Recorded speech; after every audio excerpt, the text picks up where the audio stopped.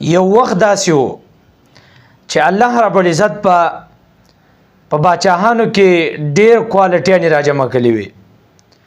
هر قسمه کوالټي به په باچا کې موجوده وه، که د عبادت په لحاظ باندې واخلې، که د معاملاتو په لحاظ باندې والې، که د عباداتو په لحاظ باندې، که د حقوق الله خبره کې او که د حقوق العباد خبره کې.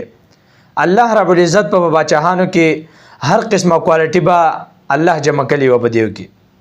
لیکن یو وخت اوس داسې دی چې ته هغه وخت باچاهانو ته وګورې، بیا د دې وخت باچاهانو ته وګورې، نو ډېر د ځمکې او د اسمان فرق دی، ډېر زیات.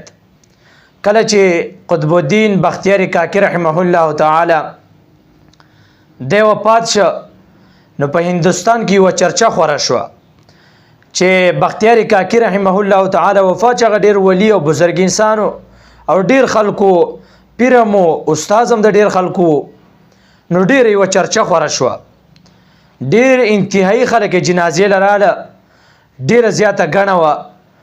کله چې د جنازې وخت رانږدې شو، ډېر زیات خلک راجمع شوي وو، ریکارډي جنازه وه، ډېر خلک راجمع شوي وو. په دې کې خلک په انتظار باندې د جنازې، په دې کې یو کس پاڅېده، اعلان یې وکړه چې زه د بختیار کاکی رحمه الله تعالی شاګرد یم، ما ته وصیت کړی دی او د هغه وصیت موافق به تاسو د جنازه کوئ. خلک هم حیران دی چې څه وصیت یې کړی دی. دا پاسېد او د اعلان وکړه، وی بختیار کاکی رحمه الله تعالی وی ما ته دا وصیت کړی دی چې په کم کس کې 4 شرطونه وي، په کم کس کې 4 وجې، نو هغه کس په ما باندې جنازه کوي. په کم کس کې دا 4 خصلتونه نه وي، 4 شرطونه پکې نه وي، نو هغه کس زما جنازه نه کوي. وی دا چې کله ودرې، خلک هم حیران چې کم شرطونه به بیانوي. وی دی ودرېده، وی اوله شرط یې دا ووی چې بختیار کاکی رحمه الله تعالی اوله شرط ماته دا ویلی چې زما جنازه به هغه کس کوي چې کم کس نه په زندګۍ کې تکبیر الله نه پوت شوی. و چې دا خبره وکړه، وی ټولو خلکو سرونه خطه کړه. هلته چې څوک هم ولاړو، کو طالبانو، کو علماو، که دغه رنګې بتبلیغینو، کو مجاهدینو، ټولو سرونه خطه کړه. خامخا د سړي نه تکبیر الله پوت کېږي، لویه زندګي ده. وایي دا اوله شرط دا کېغوس چې په زندګۍ کې د تکبیر الله نه پوت شوی، اوله شرط دا زما جنازه به داسې کس کوي. وایي دویم شرط دا دی چې زما جنازه به هغه کس کوي چې په زندګۍ کې چې چېرته تهجد نه قضا شوي، زما جنازه به داسې کس کوي.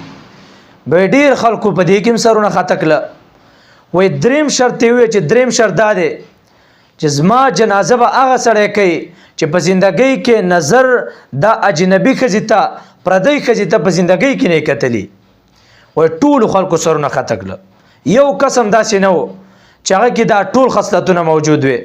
او 4م شرط یې ورته دا ووی، وایي ما ته حضرت صاحب 4م شرط دا بیان کړی دی چې زما جنازه به هغه سړی کوي چې کم کس د پیغمبر علیه الصلاة والسلام بالکل متبعی، په زندګۍ کې د پیغمبر علیه الصلاة والسلام سنت چرته نه پرېښودي، دومره متبعی چې د مازدیګر د لمونځ نه مخکې چې کم 4 رکعته سنت کېږي چې دی هم په زندګۍ کې نه پرېښي. په چا کې چې دا 4 شرطونه یې اعلان یې وکړه، هغه کس چې را مخکې شي او د بختیار کاکی رحمه الله جنازه دې وکړي. وایي ټولو خلکو سرونه خطه کړه. یو کس داسې نه و چې جنازې کړې وي. په دې کې وخت تیر شه لږ، یو کس را پاڅېد، په سر باندې رومال دی، مخې ته رالی، جنازې خواته ودرېد. وایي چې جنازې ته مخاطب شو، وایي چې ای بختیار کاکی رحمه الله، ته خو مړې خپل شرط بیان کړی دی، شرطونه هغه خو دې پوره کړه، لیکن زه دې خلکو ته ښکاره کړمه، زه دې خلکو ته رسوا کړمه، زه دې خلکو ته مخامخ کړمه چې ګویا دا ټول دا کارونه دی کوي. دا خبره چې وکړې، بیا ودرېد او قسم یې وخوړ چې الله رب العزت دا 4 خصلتونه دا په ما کې جمع کړي دي. اوسه پورې زما نه تکبیر الله نه دی پوت شوی، اوسه پورې زما نه تهجد نه دی قضا شوي، اوسه پورې ما پردۍ زنانه ته نظر نه دی کړی، او اوسه پورې ما د مازدیګر سنت نه دی پرېښي، د پیغمبر علیه الصلاة والسلام په سنتو باندې مې مکمل عمل کړی دی. جنازه وکړه، چې کله جنازه وکړه په سر باندې رومال پروت دی به چې کله رومال لري که نو دا څوک تاسو ته پته شته دا د هغه وخت باچاو شمس الدین التمش رحمه الله تعالی دا د هغه وخت باچاو نو باچا را مخې ته شو باچا جنازه وکړه دا څلور خصلتونه دا څلور صفتونه دا باچا کې جمع شو باچا به تهجد هم کول باچا به تکبیر الله سره منځ هم کاوه باچا به پردی زنانو تم نه کتل او باچا به د مازیګر د سنتو اهتمام به هم کاوه تاسې باچاهانو د باچاهانو زندگی ته تاسو زویم د باچاهانو زندگی د وزیرانو زندگی دغه رنګ چې کم څوک گورنران دي د هغوی زندگی دا انتهایی مصروفه زندگی ده داسې زندگی ده چې یو ملت یو سکند سړی اوسګاریږي نه بهر حال